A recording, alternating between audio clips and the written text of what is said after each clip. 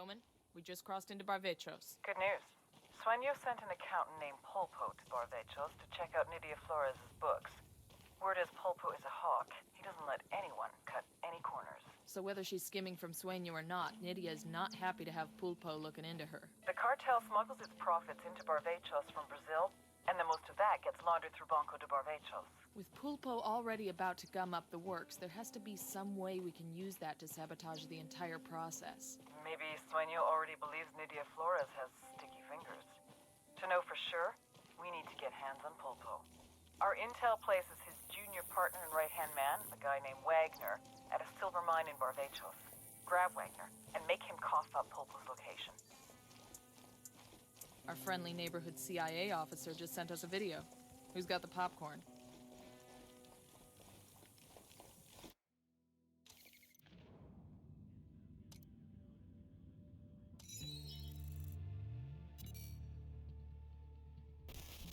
All the Sicarios in the world ain't worth piss if you don't have the accountants to wash the money clean. Octavio Allende is the accountant that does Sueño's laundry. They call him El Pulpo, the octopus, because he's got his tentacles everywhere. You take him out, a lot of other pieces no longer connect, but I want to use him as a weapon. Pulpo is management, and he knows it. Instead of an AK-47, he has a briefcase, and he uses it to open doors to businesses, to cement relationships with politicians and police, and to make the cartel's money something they can spend. Thanks to El Pulpo, in addition to its illegal enterprises, Santa Blanca has its cash in numerous legit businesses. El Sueño has brought El Pulpo to Bolivia to audit Nydia Flores. Cash from Brazil comes into Barvechos, where much of it is laundered into the mining consortium. Nydia's profits must be looking a little light. We've got a location on a Santa Blanca communications hub in Monteoc. I need you to hack the hub's message logs and see if we can ID the guy running their training program. As I ascend the mountain towards the heavily fortified outpost, the air becomes thinner and the tension rises. Bowman's tip about this location being a potential lead to the Bouchon responsible for Sicario training adds an extra layer of significance to the mission. Disrupting their recruitment efforts could deal a significant blow to the cartel's operational capabilities. As I inch closer to the outpost, the gravity of the mission settles in. This isn't just about gathering intel. It's a step towards dismantling the cartel from within.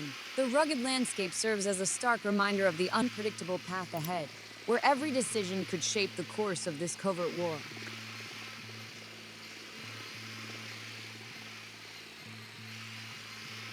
The mountainous terrain mirrors the challenges of the clandestine world. I've become entangled in, each step a metaphor for the uphill battle against the cartel. The outpost looms ahead, a fortress perched on the mountain's pinnacle. My approach needs to be strategic, avoiding unnecessary conflict until I can infiltrate the heart of their operations.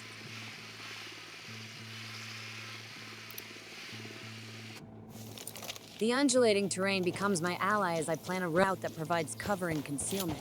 The neon-lit streets of Night City seem like a distant dream in this natural expanse, but the tactics remain familiar. It's all about exploiting the environment and the enemy's vulnerabilities.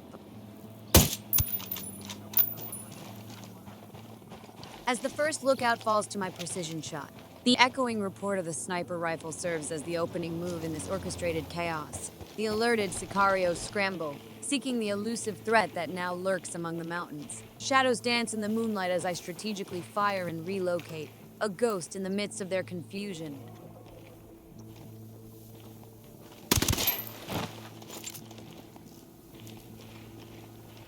As I ponder my approach, the gravity of the situation intensifies. This isn't just about personal survival. It's a chess game with high stakes. Every move needs to be calculated considering the potential consequences. I adjust my gear, preparing for a tactical dance among the mountains, where the outcome could reshape the balance of power in this covert conflict.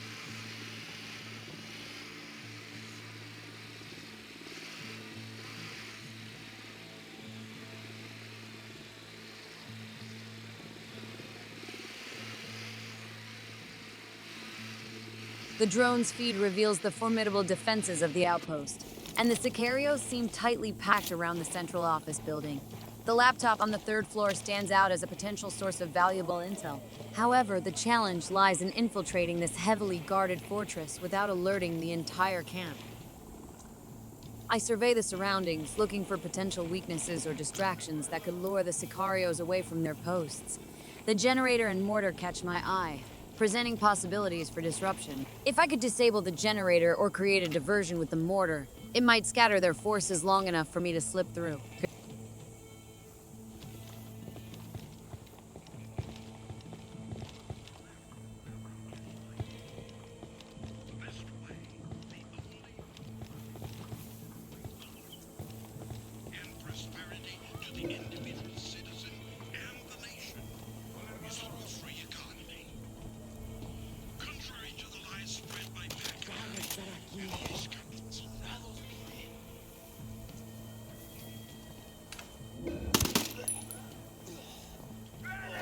The sudden appearance of the Sicario catching me off guard is a reminder that even the best laid plans can unravel in the face of unpredictability.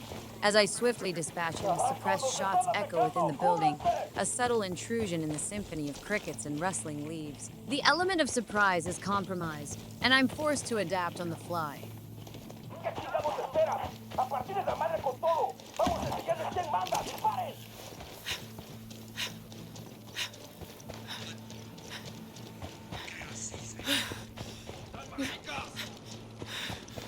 My senses heighten as I predict their movements, leading them on a chase through the rugged terrain.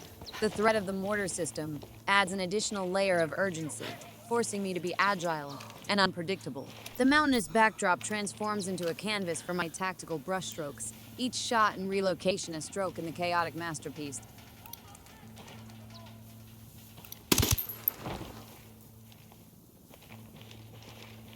The Sur-635 submachine gun becomes my instrument for close-quarters encounters, and the M40S sniper rifle my tool for precision at a distance. Night City's towering structures may be absent, but the mountains conceal opportunities for ambush and evasion. It's a familiar dance, a dance of survival honed in the urban jungle.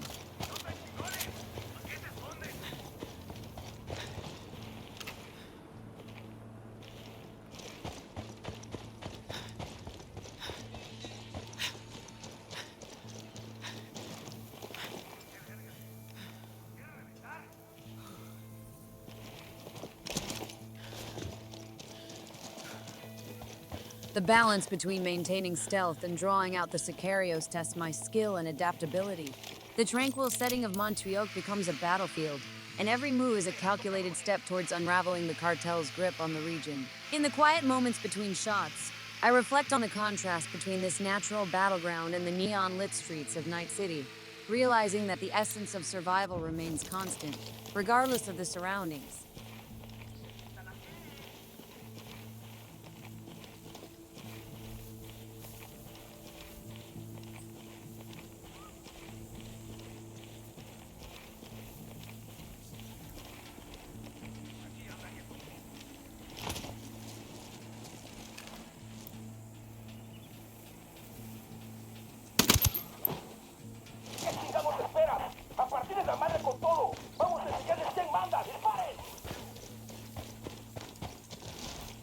As I swing around to the opposite side of the camp, the rhythm of my movements mimics the ebb and flow of shadows. Each suppressed shot and every subdued footstep is a brushstroke on the canvas of a tactical masterpiece. The Sicarios, now disoriented, scramble to discern the source of the threat, their radio frequencies buzzing with uncertainty.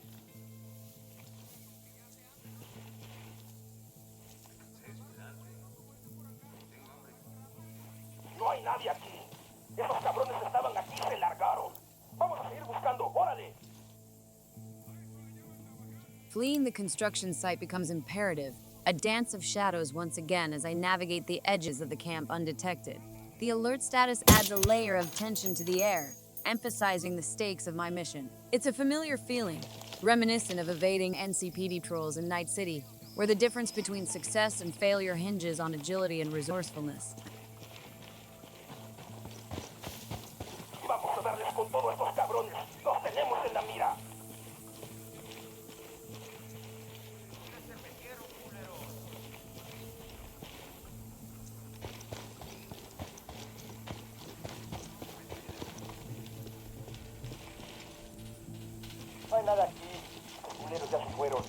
The rugged terrain becomes my ally as I melt into the natural contours, seeking refuge from prying eyes. The foothills and valleys offer concealment, an environment where experience from urban stealth operations proves beneficial even in this wild landscape. Montuyok may lack the towering skyscrapers, but its own topography provides a unique canvas for my evasive maneuvers. Navigating through their supply hub, I seize the opportunity to mark the valuable resources for Pat Qatari's rebels. It's a dual-purpose mission, disrupting the cartel's operations while simultaneously bolstering the rebel forces. In Night City, I was accustomed to navigating through the underbelly of corporate facilities, extracting valuable assets, and leaving my mark in the form of tag supplies for the highest bidder.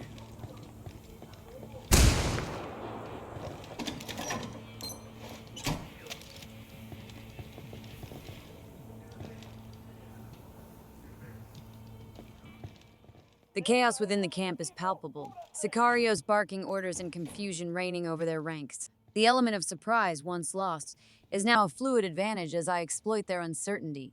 Night City has taught me the value of misdirection and keeping adversaries on their toes.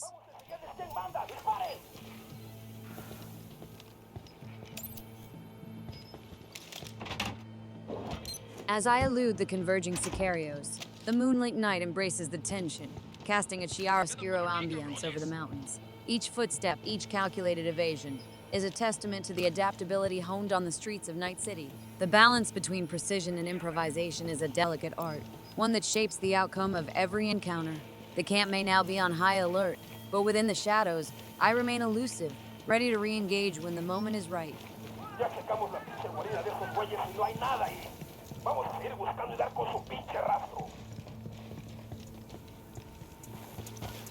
The connection between my experiences in Night City and the current Bolivian landscape is like an intricate dance. The neon-lit streets and towering mega-buildings may have given way to mountainous terrain, but the core principles of stealth, resourcefulness, and adapting to unforeseen circumstances remain constant. In this unfamiliar wilderness, the familiarity of my urban expertise serves as a bridge between worlds, allowing me to weave through the chaos with a seasoned finesse.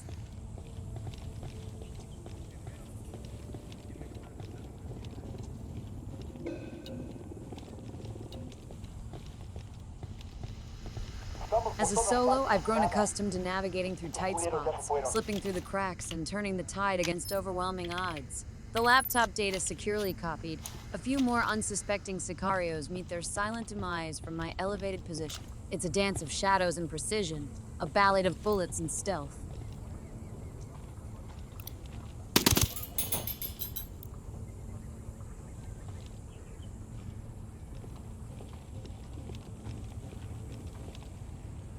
Exiting the building, I move with the fluidity of a phantom, my every step calculated to evade the ever-vigilant gaze of the Sicarios.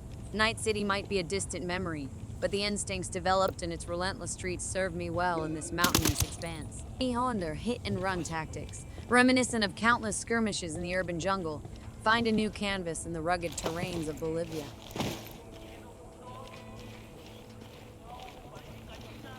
Hopping over the container wall that marks the camp's perimeter, I vanish into the mountainside.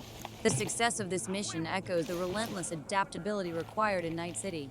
The mountainous wilderness might lack neon glows and urban cacophony, but the principles remain unchanged. Exploit vulnerabilities, strike swiftly, and leave no trace.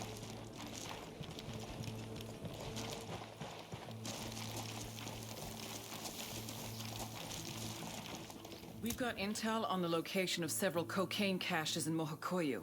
I want you to locate the caches and destroy them, so we can put pressure on Mojocoyo's buchon. The success of this operation reinforces the idea that, regardless of the terrain, a solo adapts, evolves, and thrives. The dichotomy between the memories of Night City and the current Bolivian mission becomes a seamless integration, each experience shaping the other, and both contributing to the ever-expanding arsenal of tactics at my disposal.